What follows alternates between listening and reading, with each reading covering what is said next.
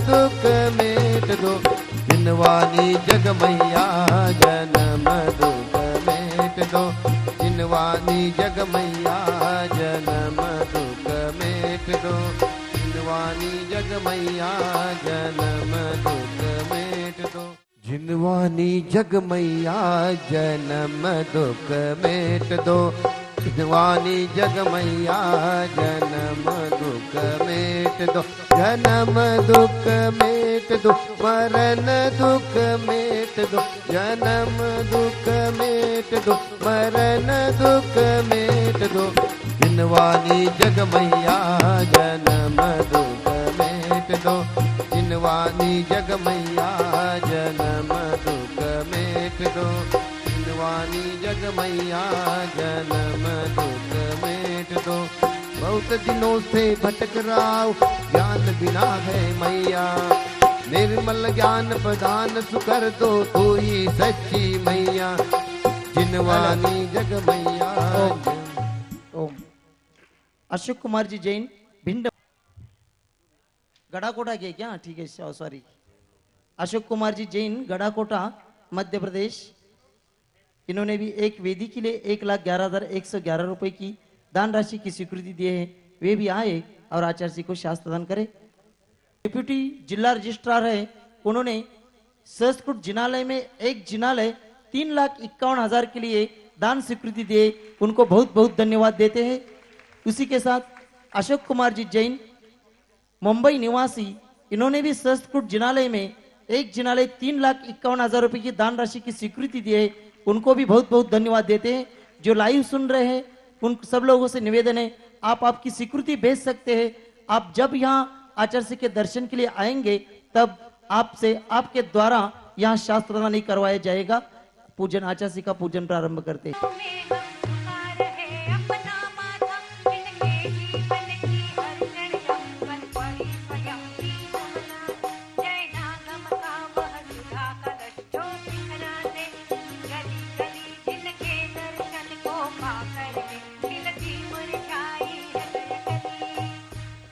इधर श्रावक सृष्टि परिवार इधर स्थापना करेंगे, इधर चढ़ाएंगे, केवल बाकी कोई नहीं आएंगे। श्रावक सृष्टि परिवार उतने आएंगे। ओम रूम परम पूज्य संत श्रमणे आचार्य भगवान विद्यासागर जी महामणिंद्र अत्र अवतर सवष्टिति आह्वाननम अत्र तिष्ठ तिष्ठट स्थापनम अत्र मम सन्निधोष्ठ स्थापनम सनदीकरणम। सांसारिक विषयों में पढ़कर मैंने अपने को भरमाया। इस राग द्वेष दुख जग कण में अब कालुष धोने आया हूँ। आना जाना मिट जाए मेरा यह बंध काटने आया हूँ। ओम सभी लोग बैठेंगे पूजन के लिए, कोई खड़े नहीं रहेंगे। पीछे लोग जो खड़े हैं सभी बैठ जाए। ओम रूम परम पूज्य संत श्रमणे आचार्य भगवान विद्यासागर जी महामणिंद्राय जन्म जरा मृत्युनाशनाय जलम निरूपामिते स्वाहा। ओम रूम परम पूज्य संत श्रमणे आचार्य भगवान विद्यासागर जी महामणिंद्राय संसार तापिनाशनाय चंदनम निरूपामिते स्वाहा। ओम रूम परम पूज्य संत श्रमणे आचार्य भगवान विद्यासागर जी महामणिंद्राय अक्षय पद प्राप्तय अक्षतम निरूपामिते स्वाहा। ओम रूम परम पूज्य संत श्रमणे आचार्य भगवान विद्यासागर जी महामणिंद्राय काम्बाणि विनाशनाय पुष्पम निरूपामिते स्वाहा। ओम रूम परम पूज्य संत श्रमणे आचार्य भगवान विद्यासागर जी महामणिंद्राय क्षुधारो विनाशनाय नैवेद्यम निरूपामिते स्वाहा। ओम रूम परम पूज्य संत श्रमणे आचार्य भगवान विद्यासागर जी महामणिंद्राय मोहंधकार विनाशनाय दीपम निरूपामिते स्वाहा। ओम रूम परम पूज्य संत श्रमणे आचार्य भगवान विद्यासागर जी महामणिंद्राय अष्टकर्म दहनाय धूपम निरूपामिते स्वाहा। ओम रूम परम पूज्य संत श्रमणे आचार्य भगवान विद्यासागर जी महामणिंद्राय महा मोक्ष फल प्राप्तय फलम निरूपामिते स्वाहा। हरि बोला। के वैभव को पाकर मैं नित दिन है साल मस्त रहा। चारों गलियों की ठोकर हो खाने में भी अब मस्त रहा। मैं हूँ स्वतंत्र क्या लाल रचा मेरा कर से क्या नाता है। कैसे अनंत पद पा जाऊं यह अरुण पावना भाषा है। ओम रूम परम पूज्य संत श्रमणे आचार्य भगवान विद्यासागर जी महामणिंद्राय अनर्घ्यवत् प्राप्तय अर्घ्यम निरूपामिते स्वाहा। भावों की निर्मल सरिता में अब गाहन करने आया हूँ। मेरा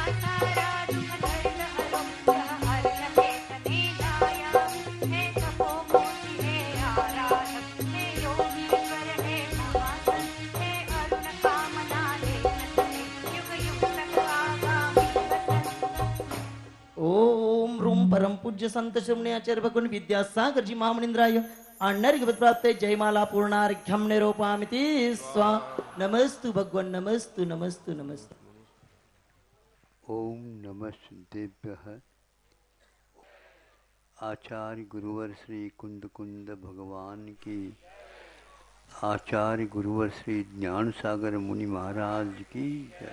जलो परम पूज्य संत श्रमणे आचार्य भगवान विद्यासागर जी महामुनि राज की, समस्त आचार्य संघ की। उसी के साथ इस अध्याय के साथ संवर तत्व का भी स्वागत हो रहा है। आप लोग अनुवृत्त के साथ भी रहते हुए संवर कर रहे हैं। पाप कर्मों का संवर करने के लिए ही पुरुषार्थ बताया गया है, और पाप का यदि संवर होता है तो उसके बदले में पुण्य का आश्रय हुए बिना रह नहीं सकता। महाराज पुण्य के लिए तो है बताया, हाँ पुण्य के लिए नहीं बताया, किंतु पुण्य के जो विषय मिलते हैं, फल मिलता है, उसमें आसक्ति होती है, उसका त्याग बताया। इसलिए कोई फल की वांछा रखे बिना जो किया जाता कर्तव्य का पालन, उसी को बोलते हैं संवर। और इस संवर के माध्यम से ही निर्जरा होती है। इस प्रकार 7वें अध्याय में अनुव्रत सहित कुछ महाव्रतों की भावनाओं सहित महाव्रतों का भी उल्लेख मिलता है। इसी बात को यहाँ आगे जाकर के आश्रम से रहित भी होते हैं और एकांत रूप से संवर ही होता है, वह उपरील गुणस्थानों में होता, किंतु वह प्रारंभ तो यहीं से होता है। इसलिए इस अध्याय में और कुछ भी नहीं कहा, किंतु व्रत, समिति, गुप्ती आदि आदि के साथ अनुव्रत और महाव्रत के रूप में उल्लेख किया। ये निर्दोष यदि पालन करते हैं, यूं श्रावक व्रत पाल शब्द स्वर्ग 16 उपजा में टहते चय नर जन्म पाए मुनि है शिव जावे। कितने अच्छी दोहे में दौलत राम जी ने आपके ऊपर कृपा की है कि मुनि भय शिव जाए, तो बाद में है रखा, किंतु इन व्रतों के पालन करने से 16 स्वर्ग तक उनको जाना मिलता है, लेकिन उसके प्रति उनका कोई भी आकर्षण नहीं रहता। इसी का नाम संवर है। इच्छा निरोधस तपः कहा है। आप अपनी इच्छाओं के ऊपर नियंत्रण रखिए और विषयों को यदि लाभ मिलेगा वो, किंतु उसके प्रति इच्छा नहीं रखना। यह स्व के ऊपर उपकार कहा गया। स्वस्यात् सर्गो, दान केवल पर के लिए दिया जाता नहीं, किंतु दान के निमित्त पर भले ही हो जाए, किंतु पहले सर्वप्रथम स्वस्थ का अतिसर्ग, अपने पास जो मन वचन काय के कारण जो कुछ भी स्वर्गीय सुख या और कोई भी मिलता है, वह तो हुआ एक प्रकार से पुण्य का संचय, किंतु जो संचित पाप कर्म है उसकी असंख्यात गुणी निर्जरा पंचम गुणस्थान से प्रारंभ हो जाती है। संवर और निर्जरा वैसे अविरत सम्यक दृष्टि को भी होती है, लेकिन उससे जो तुलनात्मक दृष्टि से देखते हैं तो श्रावक को होती है। श्रावक से अपने महाव्रती को होती है, और उससे भी आगे आगे भावों के उत्कर्ष होने के कारण यह संवर बढ़ता जाता है, और उसके साथ साथ पुण्य बंध बढ़ता ही जाता है। किसी भी यहाँ मान लो धंधा कोई करता है तो उसको उसी दिन से और उसी पल से वेतन मिलना प्रारंभ हो जाता है। लेकिन यह भी अनुबंध रहता है जितने आपके वर्ष या महीने होंगे उतने में इतना विकास और होगा, इतना विकास और होगा। और वह विकास होता है तो एक एक सेकंड में उसका विकास होता रहता है, अंत में ही पूर्ण विकास होता है ऐसा नहीं। इसलिए आप लोग जितना बनता उतना करते जाओ। तो स्वस्यात् सर्गः, और इसमें ये लिखा है जितने आप मन वचन काय और उन जो पदार्थ दिया जाता है या चढ़ाया जाता है उसके प्रति भोग भाव न रखते हुए उसका मात्र विसर्जन किया जाता है। तो अच्छे फलवती भूमि में यदि आप अपने बीज वपन करते हैं, बोते हैं, तो वह समय पर अनंत गुणी होकर के फलता है। पुण्य आज अंतर मुहूर्त भी यदि मान लो आपने किया है तो वह अपने जीवन में, इस जीवन में स्वर्ग में चले जाएंगे तो उस जीवन में, वहाँ से यहाँ पुनः होंगे मनुष्य।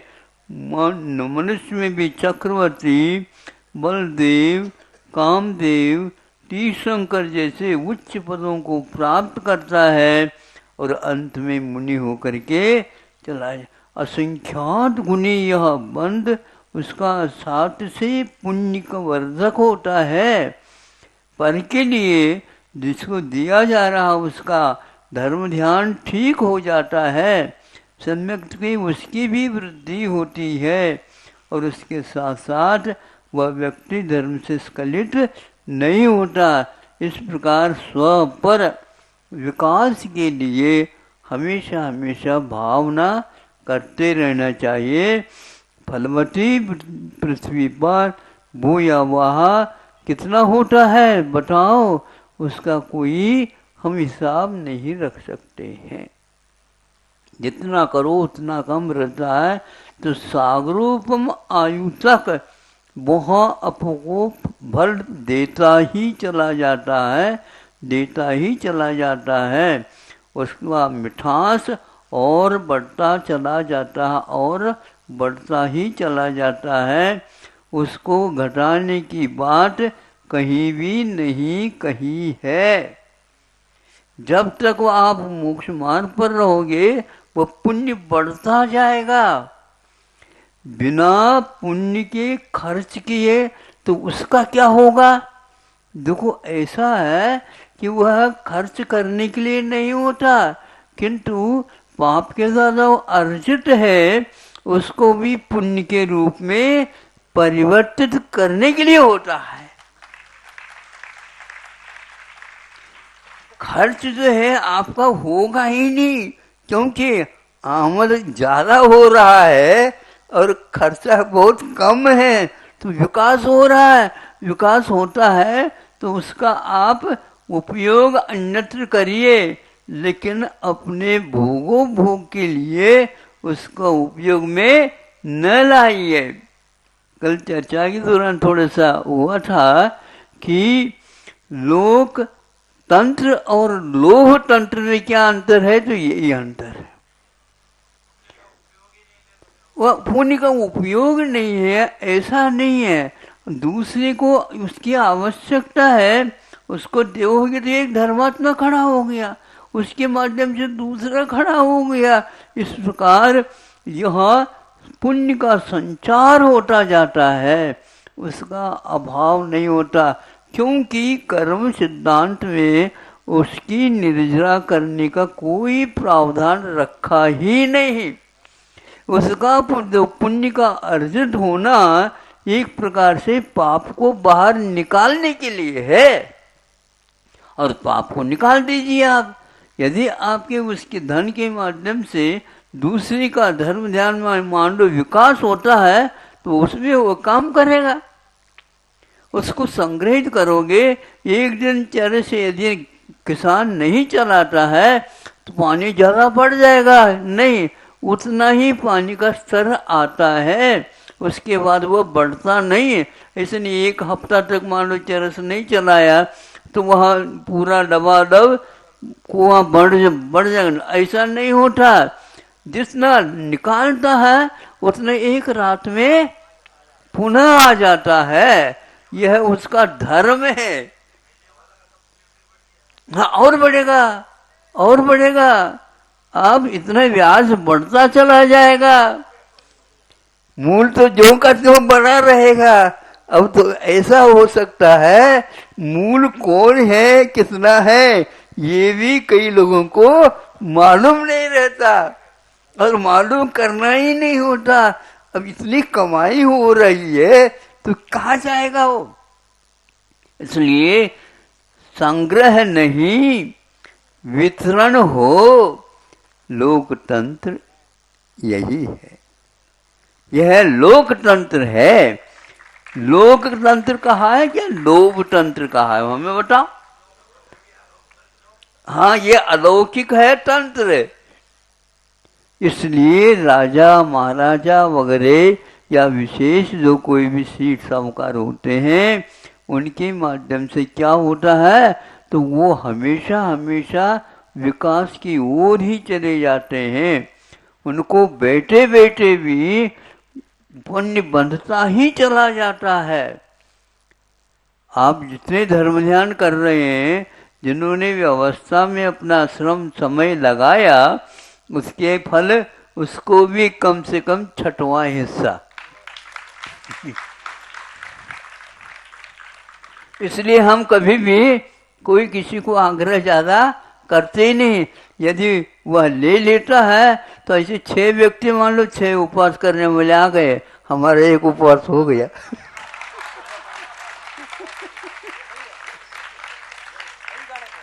हाँ, 50-60 व्यक्ति एक बार 64 शुद्धि व्रत ले लिए, अब हो गए काम।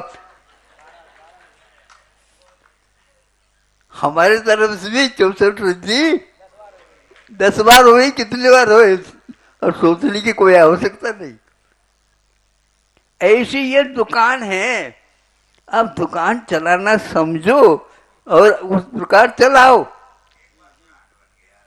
हो गए, ब्रांड मिल गए तो हो गया। उसके द्वारा विकास होता ही चला जाता है। वट वृक्ष का एक प्रकार से उदाहरण दिया है। जैसे उसका बीज सबसे ज्यादा खसखस के दाने से भी छोटा रहता है वट वृक्ष का, किंतु वृक्ष बनता है तो कितना बड़ा हो जाता है। एक वृक्ष के नीचे हजारों गायें बैठ सकते हैं आराम के साथ। ऐसा वृक्षों का आरोपण करो जिसके द्वारा सभी लोग धर्म के शरण में आकर के और अपना जीवन सफल बना दे। सौधर्मेंद्र जैसे तीर्थंकर है, अभी मान लो मुनि है, अभी भगवान नहीं बने, उस समय में भी वह चरण स्पर्श करता है और अपने मुकुट को धूल नहीं थी और उस धूल के द्वारा उसको जैसे चंदन लगाते हो आप, तिलक मनाते, उसी प्रकार वह अहोभाग्य मानता है। क्यों? स्वर्ग में उसको मन नहीं लग रहा है। अब मन नहीं लग रहा तो बच्चों को कहाँ भेजते हो? जहां मन लगे वहां पर भेजते हो। वो भी सोचता हे मन तो चल, समूह शरण में तुम्हारे लिए जीवन पर्यंत 160-170 कर्म भूमियां हैं, वहाँ पर हमेशा तीर्थंकर बने रहते हैं, उनका समूह शरण लगा रहता है। तो उस प्रत्येक समूह शरण में 170 एक साथ भी चालू हो जाए। 100 धर्म वो है, रिद्धियों के माध्यम से सब में 100 धर्म मंत्र मिलेगा। यहाँ भी मिलेगा, वहाँ भी मिलेगा, वहाँ भी मिलेगा। ये रिद्धि का काम होता है। लेकिन एक भव के बाद उसके मुक्ति का निश्चय हुआ है। वो कहता है ये सुर का या नोई नर का या को सुरपट तर से सो दुर्लभ प्राणी। यहाँ पुण्य करता है, होता है, और निश्चित रूप से उसका उपभोग की इच्छा नहीं होने से अपने आप उसका विकास होता जाता है। तो एक दिन निकालो पानी, दूसरे दिन उतना पुनः आ जाता है। नवनिधियाँ कभी भी समाप्त होते ही नहीं। जब वह चक्रवर्ती पद छोड़ देता है तो नवनिधियाँ गायब, और किसी को नहीं मिलेंगे वो। अरे कम से कम हमारा बच्चा है, बड़ा है, ये अकेला है, उसके नाम से छठकंडा 6 खंड जो है ना राज किया था, सारे सारे उसी के नाम से कर दो। नहीं नहीं, हमारे जो कुछ भी हम पर शेष नहीं रखेंगे, हम उन्हीं को दे जाएंगे। सर्वदत्ती कहा है, कुटुंब को सर्वदत्ती देना, पूरा का पूरा कुछ भी बचाना नहीं। आप लोग तो अपने नाम से एक आध आना रखना चाहते हैं, नहीं रखने की कोई आवश्यकता है। इससे भी बढ़ कर के वहां पर स्वर्गों में और मिलना है। नहीं चाहे, वो लक्ष्मी कहती है आप नहीं चाहो या चाहो, हम तो आपके पास ही रहेंगे। रहना हो तो रहो, इसलिए तो आप कह दो रहो, ऐसे रहो। फिर बाद में तीर्थंकर हो करके केवल ज्ञान हो गया, अब छू नहीं सकते, किंतु हम आपके नीचे तो बैठ सकते। छू नहीं सकते, मैं छू नहीं रहा हूं, लेकिन चरणों में तो बैठ सकता हूं। लक्ष्मी वहां तक आई है। अब देखो उनको क्या धूप लग रही है क्या? हवा दे दो, हवा कर दो।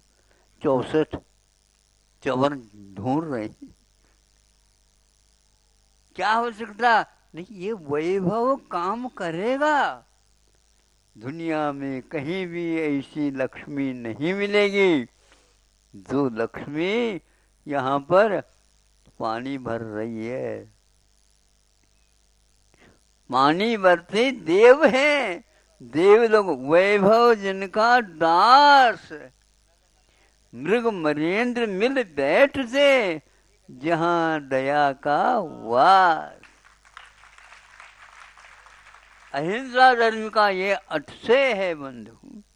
बहुत पुण्य के खर्च होने के बाद ये मिला है, लेकिन अब पुण्य खर्च करने की बात है ही नहीं, वो तो बढ़ता ही जाएगा।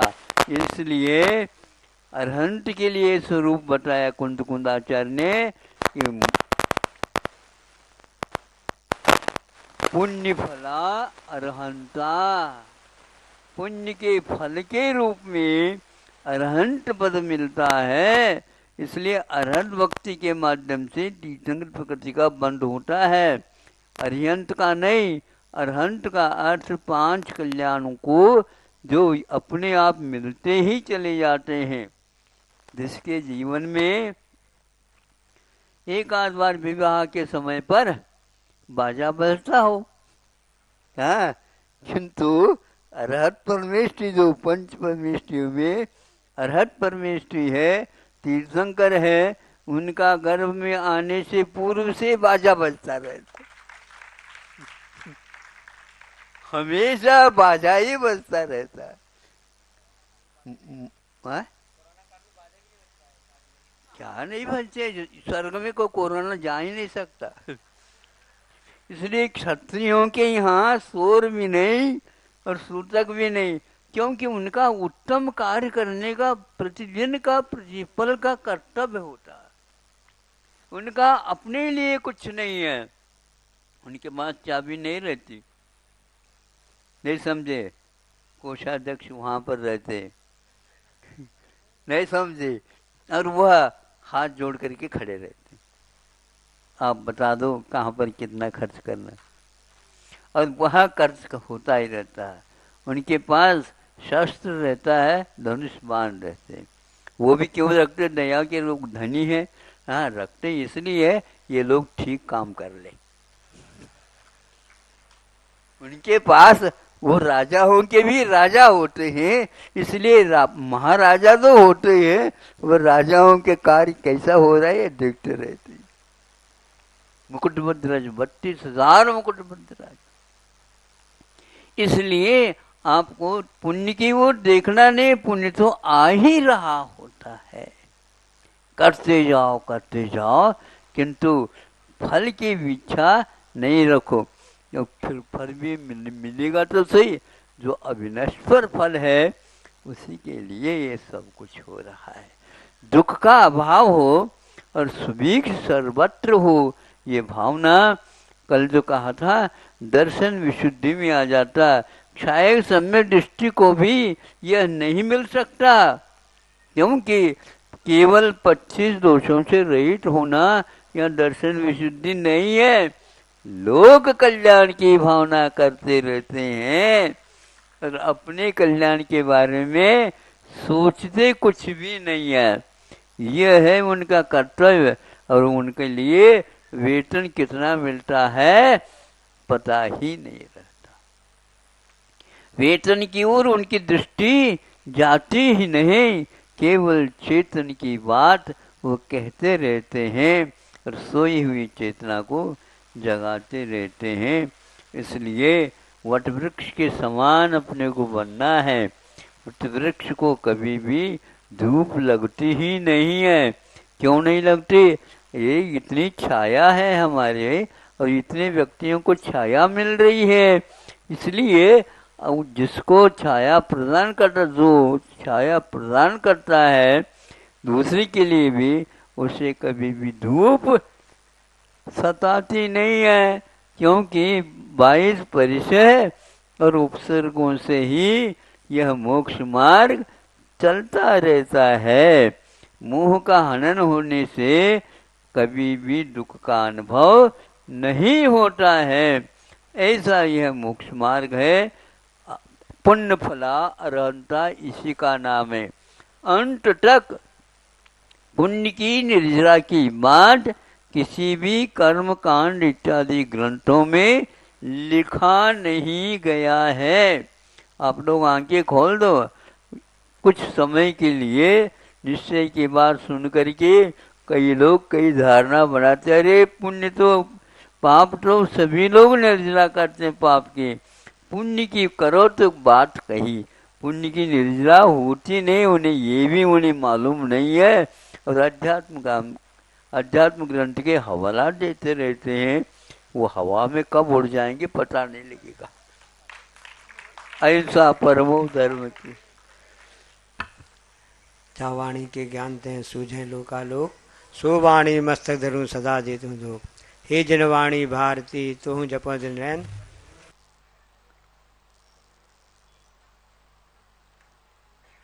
तप की महिमा हम अपने मुख से कर नहीं सकते, उसके माध्यम से क्या क्या नहीं मिलता इसके बारे में भी हम वर्णन नहीं कर सकते। पतित को पावन बनाने का श्रेय यदि किसको भी जाता है वह तप का है।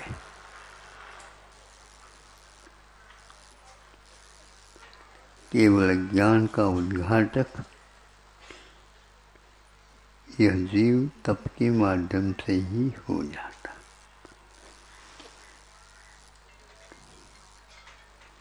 लोग तप को भयंकर मानते हैं।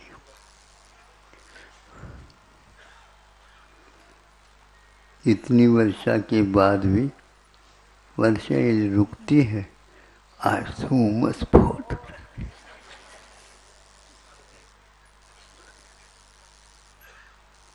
होता है कि नहीं? मन से भी होता है, वचन से भी होता है, और काय से भी होता है।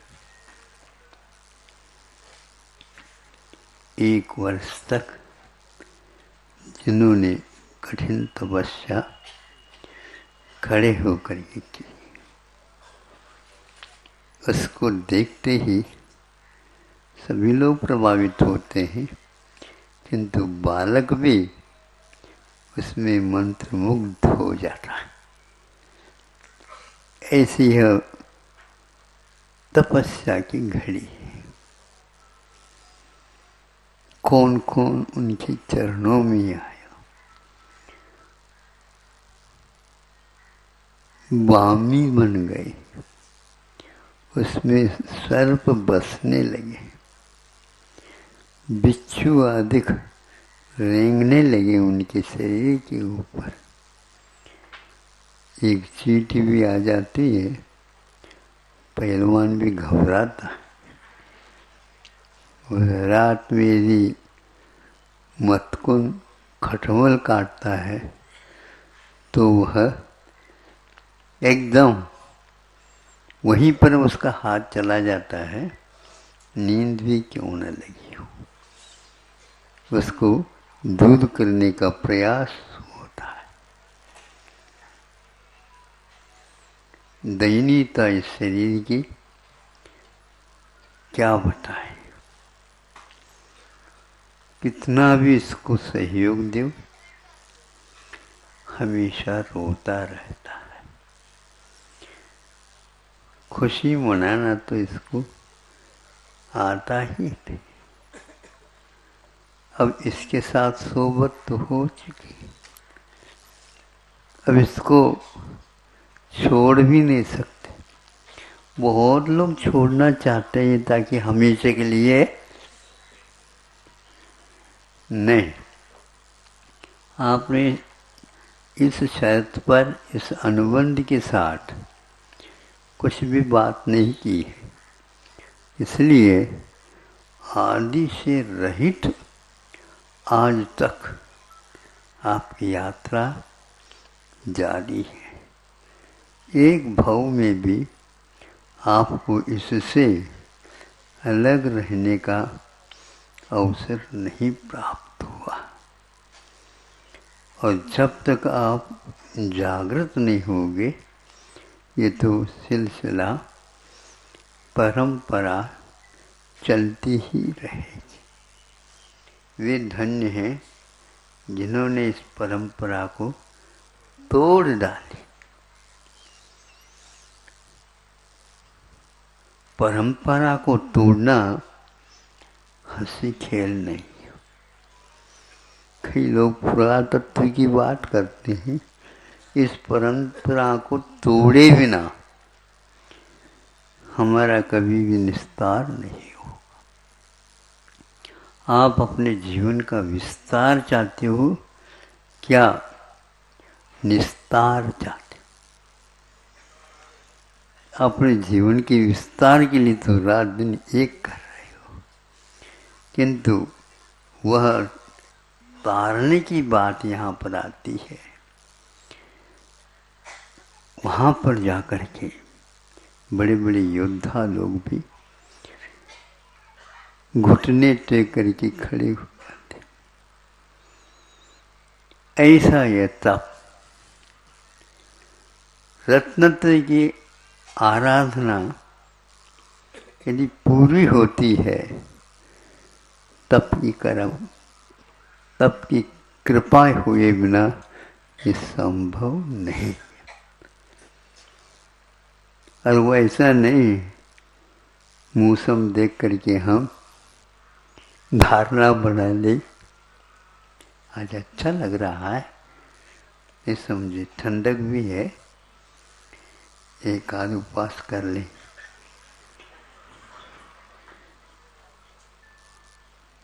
एक घंटा हुआ ही नहीं,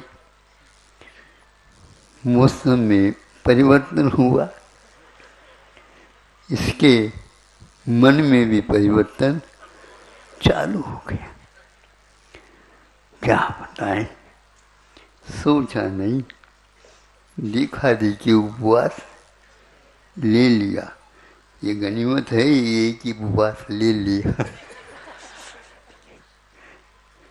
और ज्यादा ले लेता बहुत गड़बड़ हो जाता। कोई बात नहीं, ये अभ्यास आप करना चाहते हैं कर सकते हो। आपका एक बार का सम्यक दर्शन छूटना नहीं चाहिए। ये पक्का है, यहाँ से वहाँ जाएंगी, वहाँ से यहाँ पुनः आएंगी। सम्यक दर्शन यदि सुरक्षित रहेगा तो मैं यहाँ पर इस भव में भी आकर के कुछ न कुछ उन्नति का मार्ग अपनाएंगे, क्योंकि सम्यक दर्शन सुरक्षित उसी के पास रहता है जबकि वह सम्यक दर्शन ज्ञान चारित्राण मोक्ष मार्ग को अपनाता है। आपको मोक्ष मार्ग तो बाद में मिल सकता है, लेकिन सम्यक दर्शन बाद में नहीं चलेगा। जिसको भी हम प्राप्त कर ले नहीं होगा। इस रहस्य को समझ करके बड़े बड़े योद्धा लोग लड़ने के लिए तैयार हो जाते। आप लोग युद्ध करना चाहते हैं या युद्ध जीतना चाहते हैं? कौन से युद्ध है?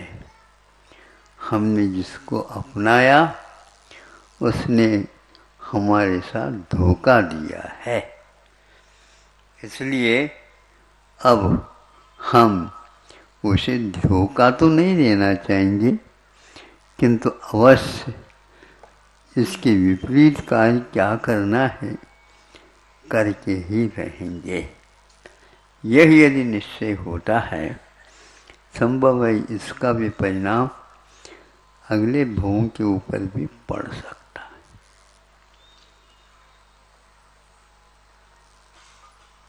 है। एक हफ्ते पूर्व में सुदर्शन सेठ की कथा आपके सामने रखी थी। नमोर्हंतानम। तपस्वी लोग किसी के साथ बोलना नहीं चाहते। बोले तो क्या, आप लोग वही रोना रोएंगे जो पहले से चल रहा है। इस रोने से थक करके तो हम इस ओर आए, और यही रोना पुनः मिल जाए फिर तो घबराहट होती है। सारी साधना हमारी फीकी हो जाएगी। इसलिए उसको बहुत संभाल करके चलने की आवश्यकता। थोड़ा एक उदाहरण दे दें। जमीन में मिट्टी है, कब से है? जब से आपने देखा। प्रलय काल में भी उसका अस्तित्व रहा है। प्रलय बहुत कम देशों में हुआ करता, भरत और ऐरावत में। बाकी सारे ढाई द्वीप में तो कर्म भूमियाँ हैं। हमेशा हमेशा मोक्ष मार्ग खुला रहता है, और वह मिट्टी में से ऐसे हम तैयार कर सकते हैं जो वह मिट्टी कैसा विकास को प्राप्त करता है। कुंभकार के सहयोग से जो मिट्टी पैरों तले आती थी, उसको उन्होंने सर्वप्रथम क्या रूप दिया? लोंदा बनाया, जिसको लोंदा बोलते हैं। रोटी बनाने से पूर्व में जैसे आप लोग उसको लोई को, हाँ लोया, तो उसी प्रकार ये भी है। और उसमें जब उस प्रकार की क्षमता आ जाती है, उसको वह क्रमशः उस चाक के ऊपर रख करके और उसको गति दे देता। तब वह जैसा हाथ लगाएगा, हाथ में आकार आएगा, तो उस लोंदे में भी आकार आना प्रारंभ हो जाएगा और उसको कलश के रूप में बना लेता।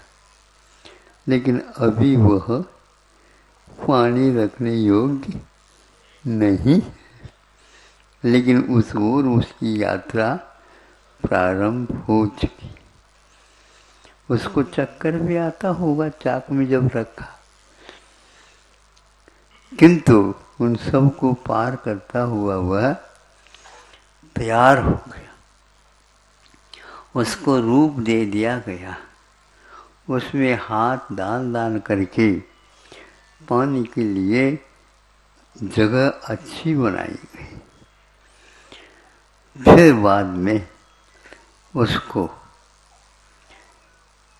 सुखाने के लिए रख, फिर सुखाया और मेहनत करके उसको और आकार देने का प्रयास किया। फिर बाद में वो कहता है अभी कच्चा घड़ा है, काम में मत लो। अभी कच्चा घड़ा है, अभी काम में मत लो। यदि फिर भी जल्दबाजी करोगे सब बिखर जाएगा। अब उसको जब सुखा करके हवा में दे देता। अभी तक तो रत्नत्रय की यात्रा हुई,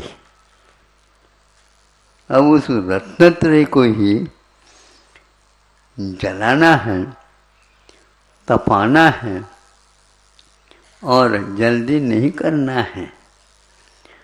और उसमें यह तप जाता है,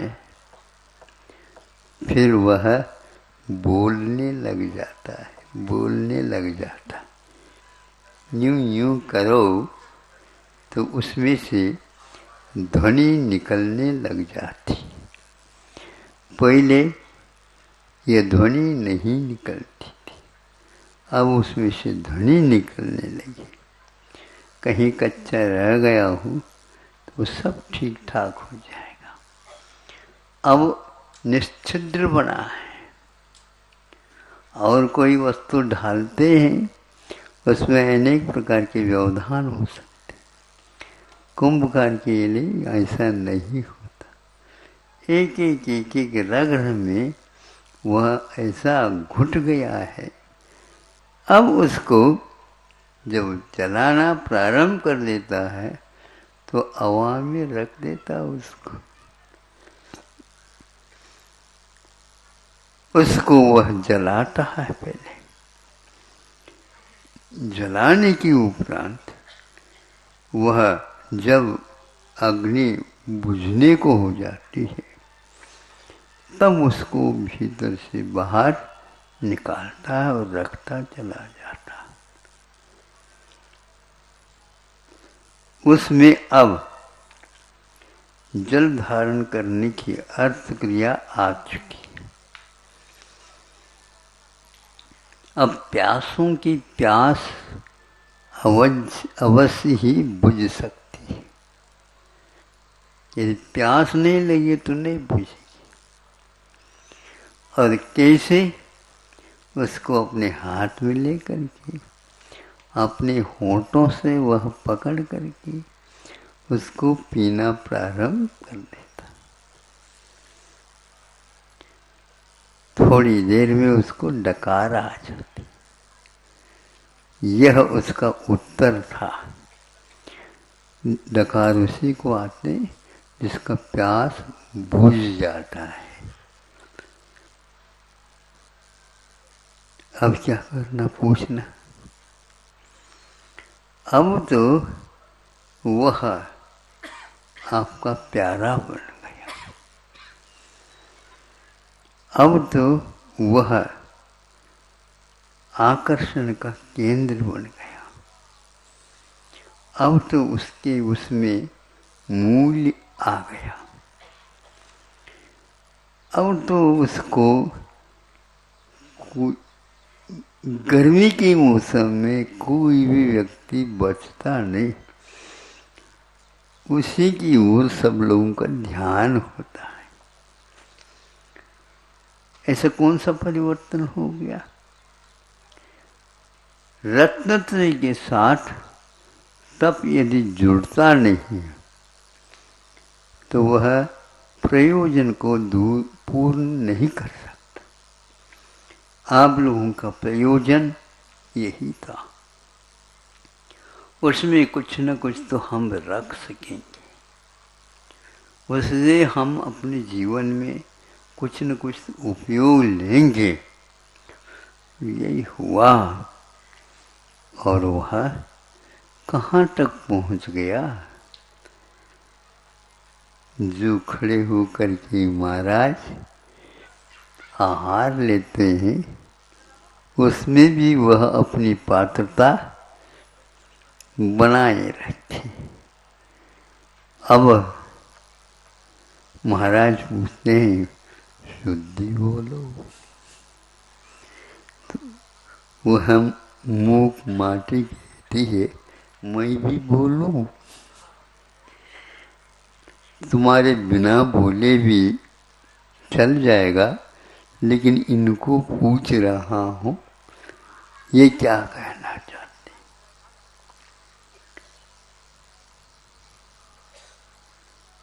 ये हुआ। कौन से उत्तम पात्र? भी सुबह आया था ना, उत्तम पात्र को तीर्थंकर परमोत्तम है। अब इसके उपरांत नंबर आता है आचार परमिष्टि, फिर इसके उपरांत नंबर आता है और महाराजों का आ गया, उपाध्याय साधु आदि सब आ गए। इनके पास भी वह प्यास है और प्यास बुझाने का काम पात्र के बिना पानी टिक नहीं सकता और पात्र के बिना प्राणी टिक नहीं सकता। ये मूक माटी की पंक्तियां हैं। पात्र है तो कर पात्र में आप उसको दे दो।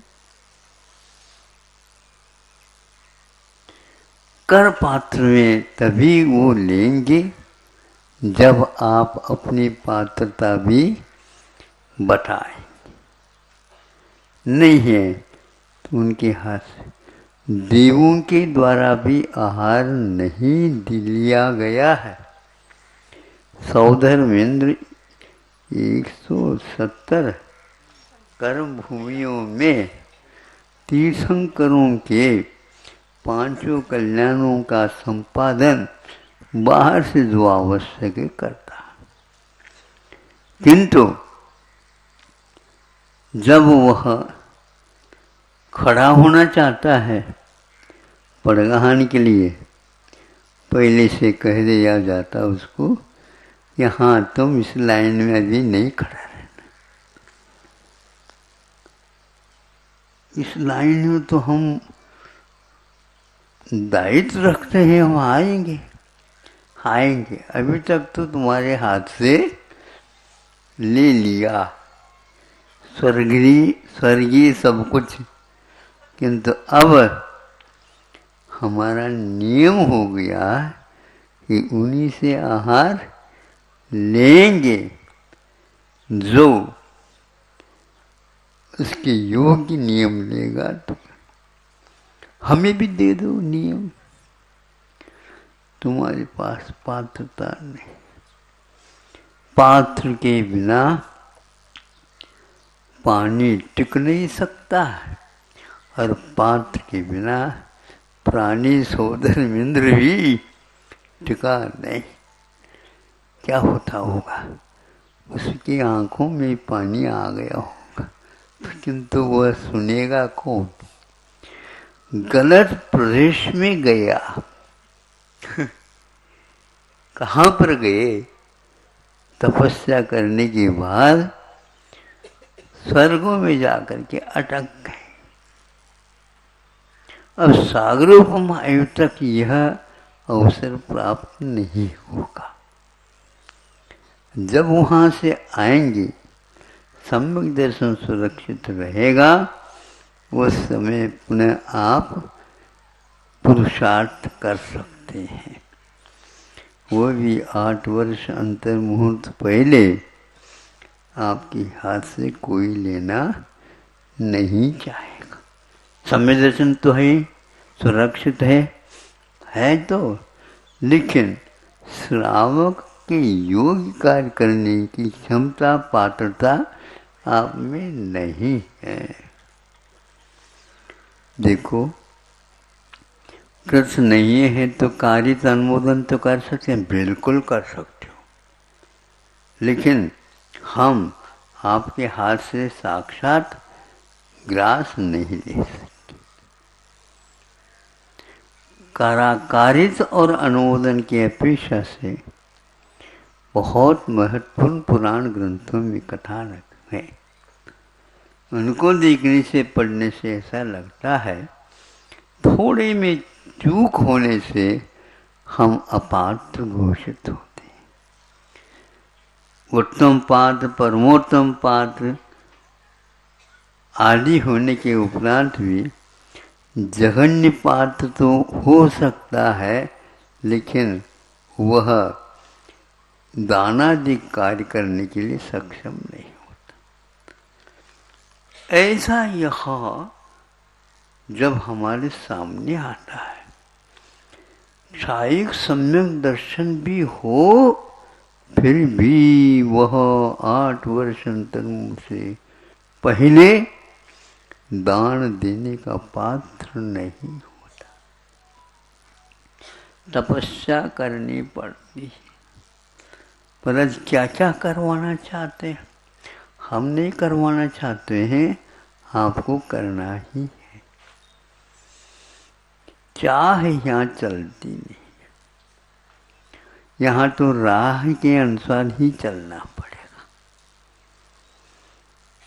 वह यदि योग्य राह नहीं है आपके पास, उसको पहले योग्यता प्राप्त कर लो। रत्नत्रय आज तक पूर्ण उसी के जीवन में घटित हुआ है जब वह तपस्या के लिए स्वीकारता दे देता। भले ही अंतर्मुख हो, किंतु वह अवश्य ही होना चाहिए। बहुत सारे परीक्षाएं होती हैं और अंतिम परीक्षा भी होती है, उसमें भी थोड़े एक आध नंबर कम आ जाए, अंक कम पड़ जाए, नहीं चल सकता। आधा अंक कम हो जाए तो भी नहीं चल सकता। एकमात्र थोड़ा सा अंश कम पड़ गया, इस अंश के लिए पूर्ण करने के लिए अंशी को पुनः परीक्षा देनी होगी। और 33 सागर के आयु मिलने के उपरांत भी वो उसके योग्य नहीं हो पाता। एक समय कम यदि 33 सागर की आयु को बांध ले कोई, तो वह पुनः एक बार द्विचर्माय सूत्र के अनुसार पुनः वहाँ पर जा सकता है, क्योंकि एक बार उसको 33 पूर्ण मिलेंगे तो एक ही भव के बाद वह एक कार्य कर सकता। कितना दुर्लभ है ये, कितना भयंकर है ये, और कितना महत्वपूर्ण है। ऐसे साधना को जो व्यक्ति निर्विकल्प होकर के स्वीकार करता है। सम्यक दर्शन, सम्यक ज्ञान और सम्यक चारित्र तीनों तप के आधार पर 7 गुणस्थान तप से ही ऊपर तक पहुंचेंगे। नीचे की 2 गुणस्थान ये सप्लीमेंट्री वाली है, ये बार बार छठा सातवां छटपट होता ही रहता है। ऊपर उठ नहीं सकता वो। हमें बहुत विस्मय होता है। छाई सम्यक दर्शन है और उन्होंने चारित्र को भी अंगीकार कर लिया, किंतु 2000 वर्ष तक प्रयत्न करने के बाद में भी इसमें सफलता नहीं मिल रही थी। और आप कहते हो एक अंतर्निहित ने ले लो हमारी परीक्षा। ऐसी परीक्षा कभी भी अंतिम रूप तक प्राप्त नहीं कर सकते हैं? हाँ है ही नहीं, फॉर्म आपको मिलेगी नहीं, तो आप उसको भर दो, नहीं भर सकते। मौन, हाँ, सेमीफाइनल को फाइनल नहीं कहते, नहीं समझे? वहां तक जाने के उपरांत भी वह फेल हो जाता। हाँ कर, ये तो मुख से कह रहे हो, मन को पूछ लो क्या कहता हो, तब मालूम पड़ेगा। ये जो ऋषभनाथ भगवान कहाँ से आए? तो सर्वार सिद्धि से आए। और यहाँ पर पूर्व कोटि की आयु जो कुछ भी कम बेसी उनको मिली, फिर भी उनको मुक्ति का संपादन अथवा केवल ज्ञान का संपादन करने का अवसर यूं ही नहीं मिला। इतनी तपस्या करने के उपरांत वहाँ पर बैठे रहे और रात दिन परे प्रविचारा, कोई आकुलता नहीं, कोई पीड़ा नहीं, कोई मांग नहीं, कोई भी चिंता नहीं। सब कुछ होने के उपरांत भी अधूरापन ही उसके लिए पीड़ादायक हो जाता है। और उस अधूरापन को हम एकदम साफ नहीं कर सकते। कालेन पच्यते विद्या, तपस्या भी इसी प्रकार काल के द्वारा ही पकता है, एकदम नहीं पक सकता। जब उन्हें केवल ज्ञान हुआ उस समय पूछा गया कि 2000 वर्ष क्यों लग गए हैं आपको? 2000 वर्ष का अर्थ ये है, 2000 वर्ष है ना, 1000, हाँ, 2000 बार आहार लिया था उन्होंने, 6 महीने के बाद, 6 महीने के बाद। अब बोलो आप एक ही उपवास में आगे पीछे सोच रहे हो, हाँ? लेकिन उन सबको करने के उपरांत भी उनके पास पात्रता नहीं आ रही थी केवल ज्ञान प्राप्त करने की। रत्नत्रय है तीनों, वर्धमान चारित्र है उनके पास। लब्धि स्थान प्रति समय उसके बढ़ रहे हैं। मोक्ष मार्ग में घटने की बात नहीं होती ऐसे महापुरुषों की साधना के सामने, लेकिन बढ़ते हुए भी वो बढ़त क्रम पूर्व कोटि तक बना रहे, कोई बाधा नहीं, लेकिन नहीं हो सकता। ऐसा परिणाम जैसे तीर्थंकर प्रकृति के बंध के लिए दुर्लभ है, रत्नत्रय होने के उपरांत भी उसको तीर्थंकर प्रकृति का बंध हो, ये कोई नियम नहीं। संयमा संयम ले ले तो कोई भी नियम नहीं।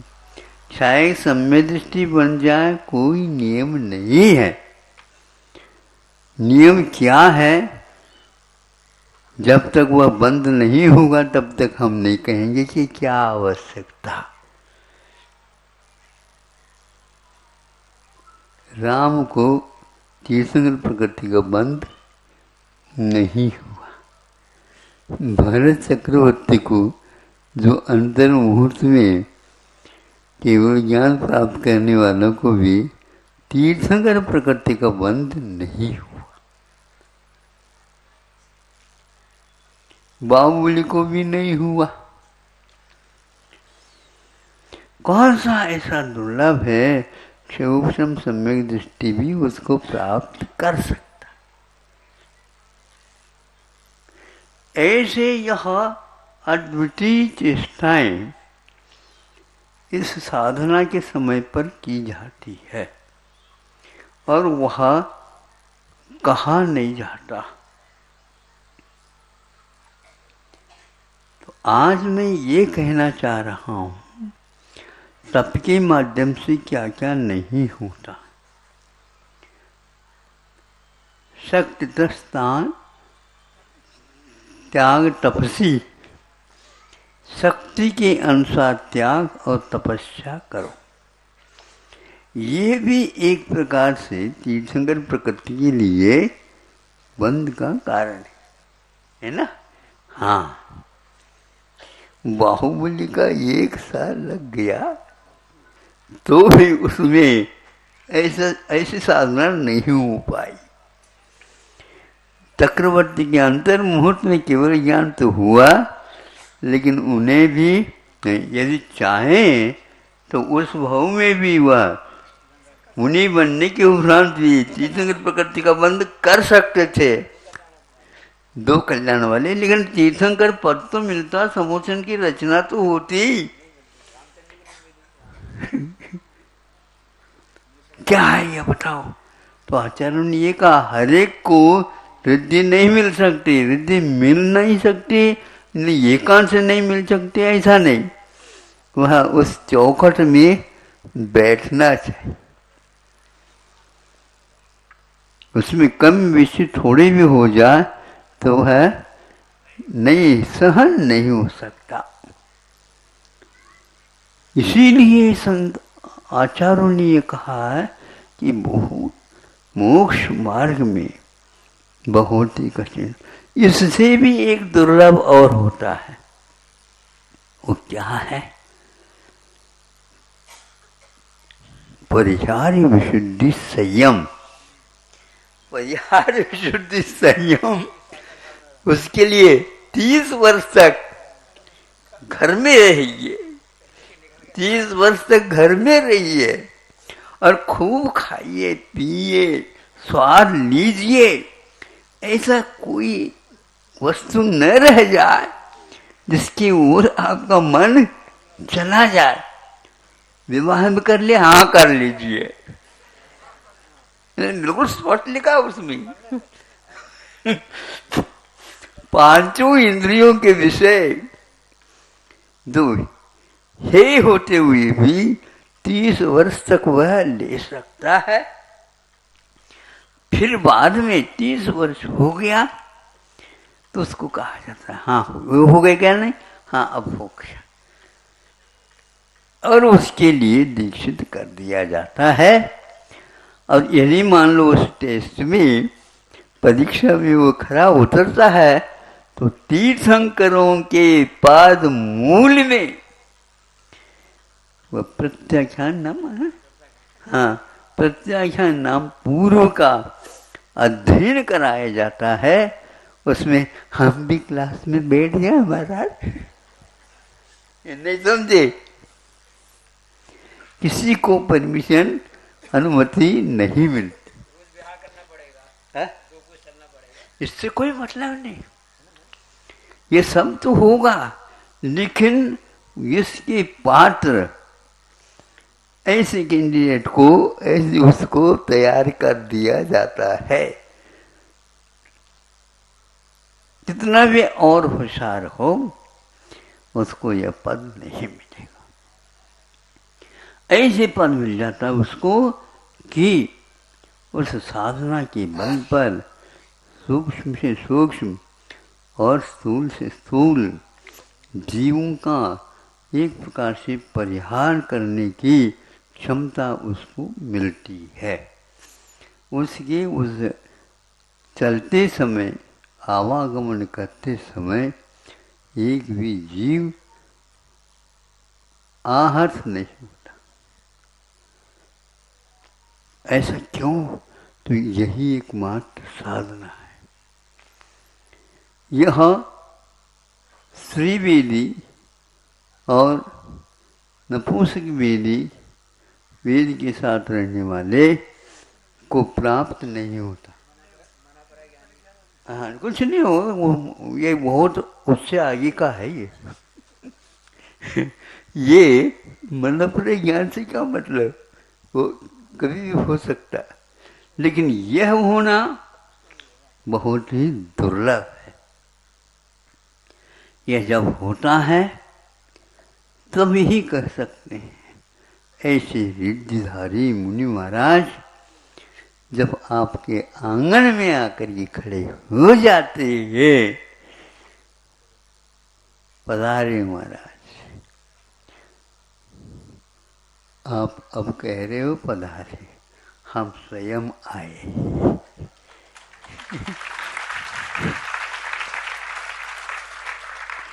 आप अपने आंगन में रुचियो, उस आंगन का उल्लंघन न करें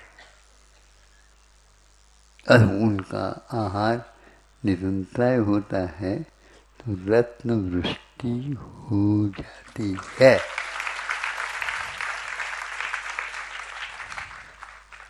लाखों में एक वाली बात अपने अंगूठे में वह नग जड़ देते हैं और बार बार देखते रहते हैं। ऐसी तपस्या का फल उनको मिलता है। यह एक प्रकार से केवली को जिस प्रकार एक स्थितियां आ जाती हैं, ऐसे रिद्धियों के विषय में कुंद कुंद को भी रिद्धि नहीं थी, ऐसा कहना आवश्यक पड़ा, क्योंकि इस पंचम काल में रिद्धियां नहीं होती। जैसे चाहिए वैसे नहीं होती। आम तो सब पकते हैं, लेकिन पकने के उपरांत भी थोड़ी बहुत खटाई उसमें रह जाती है। यदि नहीं रहती है तो उसकी परख यही है, यदि दूध में हुए रस अमरस को घोल दो, दूध यदि नहीं फटता हो तो समझ लेना वह आम पूरा पक गया और मीठा हो गया। केवल जो गंध आ रही है इसलिए हो गया, ऐसा नहीं होता। मुलायम हो गया इसलिए नहीं होता, ऐसा भी नहीं होता। पीला हो गया इससे भी नहीं होता। फिर कैसा होता है? तो कहते हैं वह दूध नहीं फटे। यह भी एक चमत्कार है। दूध नहीं फटता आंवले के कारण भी। आंवला खटाई को लेकर के नहीं रहता, उसका स्वभाव मधुर नहीं है, लेकिन फिर भी उससे वह दूध नहीं फटता है। इसीलिए वह उसको बहुत तपाया जाता है। किसको? जिसको आप लोग उर्घट बोलते। क्या कहा? उर्घटा, ओरिया। हाँ, तो ये क्या कहता है कि उसको हर एक व्यक्ति बना नहीं सकता। जब उसको बनाया जाता है तो उस समय वो आंवला भी इस प्रकार परिवर्तन को लेकर के होता है, उस दूध को भी वो फटा नहीं सकता। इसलिए उसको पत्य के रूप में स्वीकार कर लिया जाता। यह आटे का ही है, यह पक्का है, लेकिन मात्र आटे में घोल दो पानी, गरम गरम पानी से, वो नहीं बनता।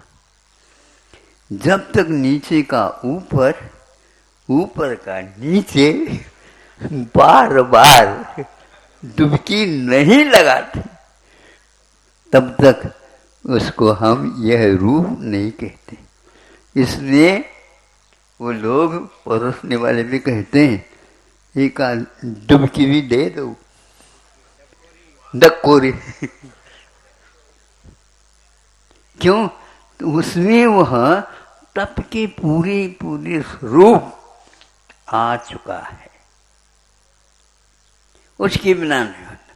पाक शास्त्र अलग होता है, जल्दी में बना करके रखना अलग होता है।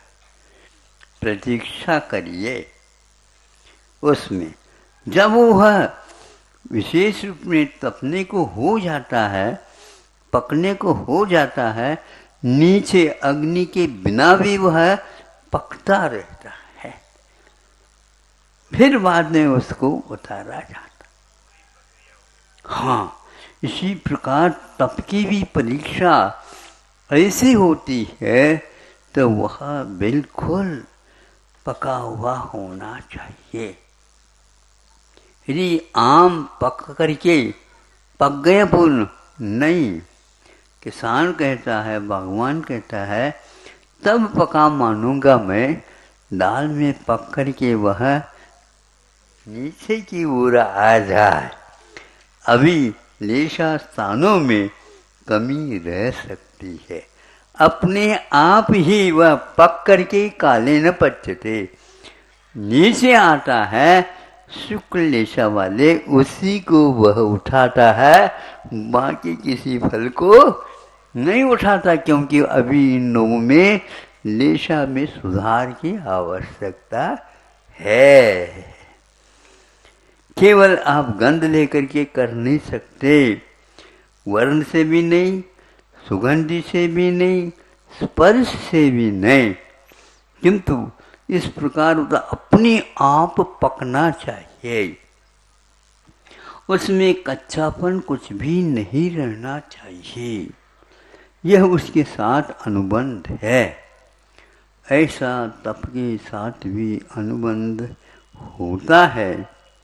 आप लोगों का वह सौभाग्य माना जाएगा, अभी से इसमें आप लग जाओ। एक भाव में भी हो जाए, दो भाव में भी हो जाए, किंतु ये ध्यान रखना, भाव भाव में हो नहीं हो सकता, क्योंकि समय दर्शन कहता है, भैया तुम्हारा काल पूर्ण हो चुका है, अब तुम्हारे पास क्षमता नहीं आई, इसलिए एक अंतर्मुहूर्त के लिए सही हम तो छूटेंगे हाथ से। और वह 66 सागर वर्ष के बाद एक अंतर्मुहूर्त के लिए तो कम से कम इधर उधर हो जाता है, नहीं है तो क्षय की तैयारी हो जाती है। यह प्रक्रिया है।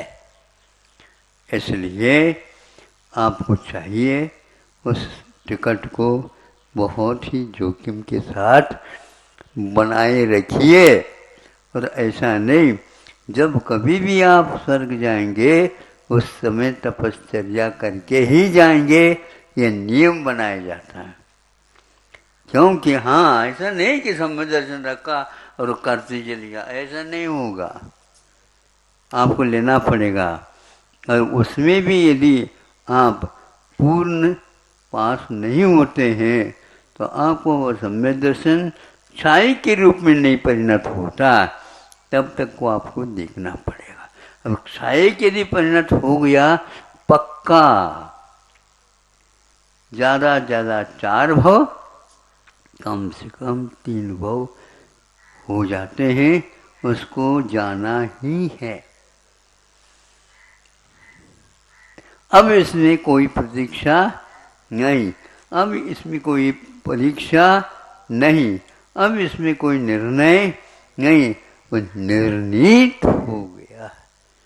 लेकिन ऐसे भी क्षायक सम्य दृष्टि असंख्यात नीचे भी है, असंख्यात ऊपर भी है, और असंख्यात भोग भूमि में भी है उम्मीदवार के रूप में।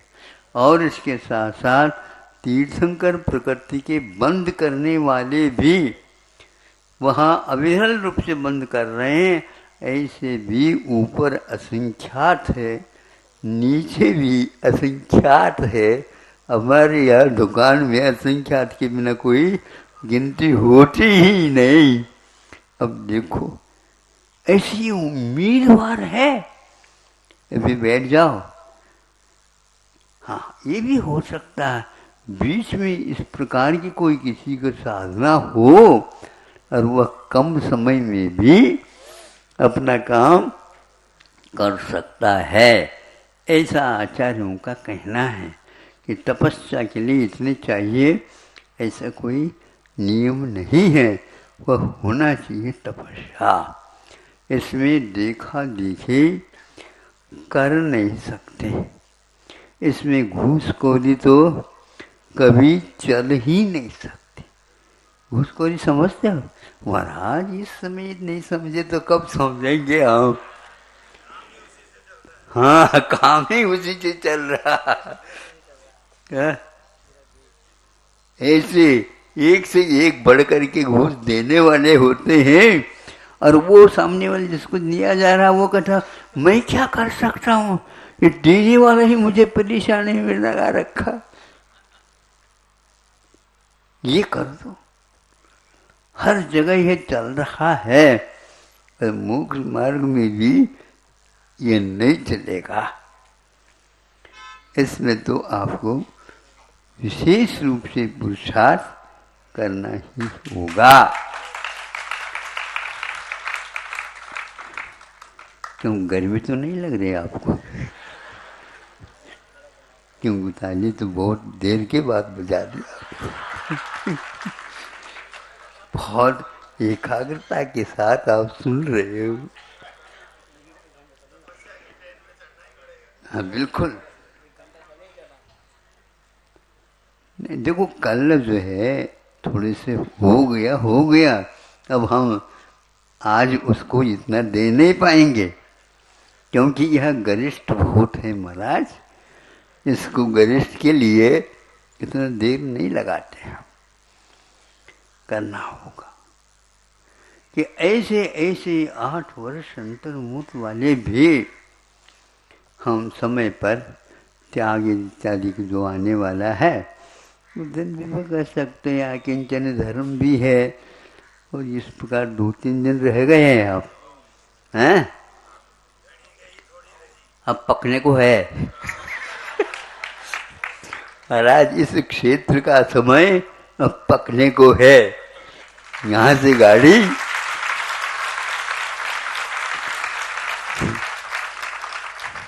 तभी होगा ये काम। धन्य है। अब ऐसे ऐसे भी मुनि महाराज समोशरण में रहते हैं, उन्हीं की ओर बहुत देखने की इच्छा होती है समोशरण में कई लोगों को। क्योंकि 8 वर्ष अंतर्मुख गोद में बैठने वाला वह लड़का है, और वह केवल ज्ञान को प्राप्त करता है, और वह अनेक प्रकार के रिद्धियों को प्राप्त करता है, और ओम नमः सिद्धे बोलता है तो आपके सामने से ही चला जाता है।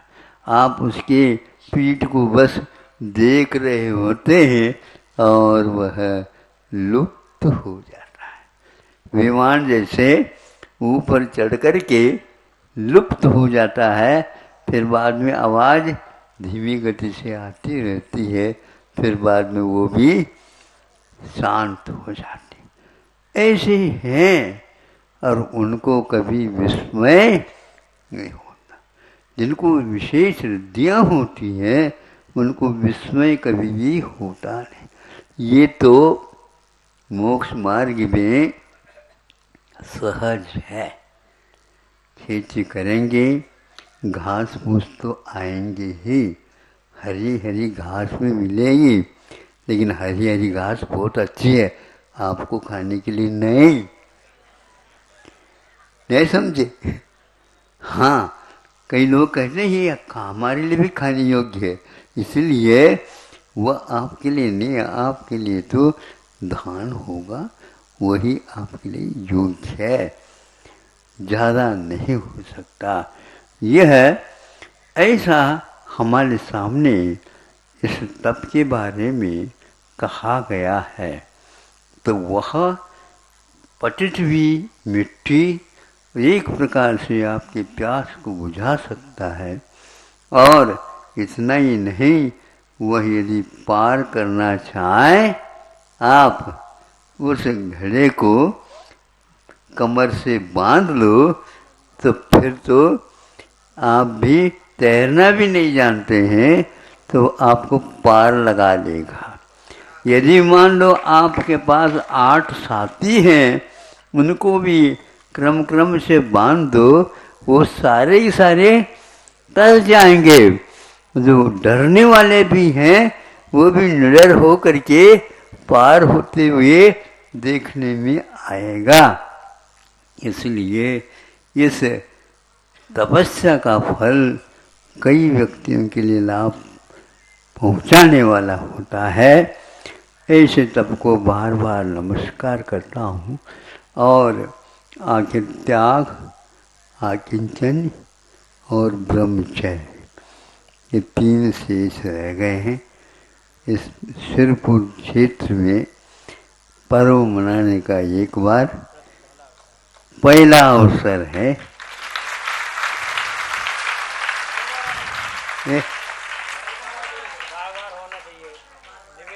अच्छा, एक ही बार में पेट भर रहा है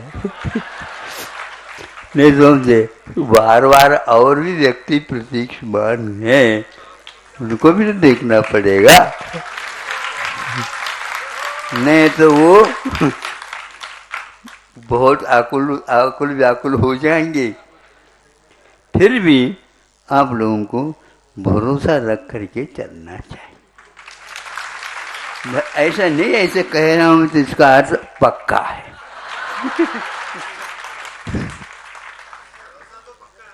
है? बिल्कुल बिल्कुल, सौदा पक्का ही है। कहीं न कहीं श्रावक तो हैं ही, और सब खड़े। सौधर्म आदि के नीचे आ रहे हैं, उनका कार्यकाल समाप्त होता है। पहले से ही वहाँ पर देवी देवताएं आरती हाथ में लेकर के खड़े हैं। दूसरा सोदरमिंद्र कौन आ रहा, ऐसे यहाँ पर भी है। हाँ, नहीं समझे। इसलिए हमारे लिए कोई पुराना नहीं रहता, सब नए नए ही व्यक्ति आते हैं और वह बहुत दिन से प्यासे रहते हैं। सबकी प्यास दूर हो, इसके लिए आचार्यों ने यही कहा कि बार बार भावना भाओ। बारह भावना भाने से ही ये सब कार्य संपन्न होने वाला है। तीर्थंकर तक 12 भावनाओं की शरण में अपने आप को रखते हैं, तब कहीं जा कर के यह कार्य संपन्न होता है। अहिंसा परमो धर्म की।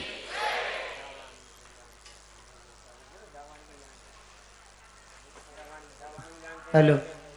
प्रभु देव तुम्हारे पवित्र मुख से निसृत जो शीतल वाणी, जग जन मन के मल को धोती, कत कहती जिनवानी। जयवंतो माँ जग में तब तक, जब तक सूरज चांद रहे। शीश नवाते कर्म रोमा, अब तक हम विषयांग रहे, अब हम ना विषयांग रहे। आयो सर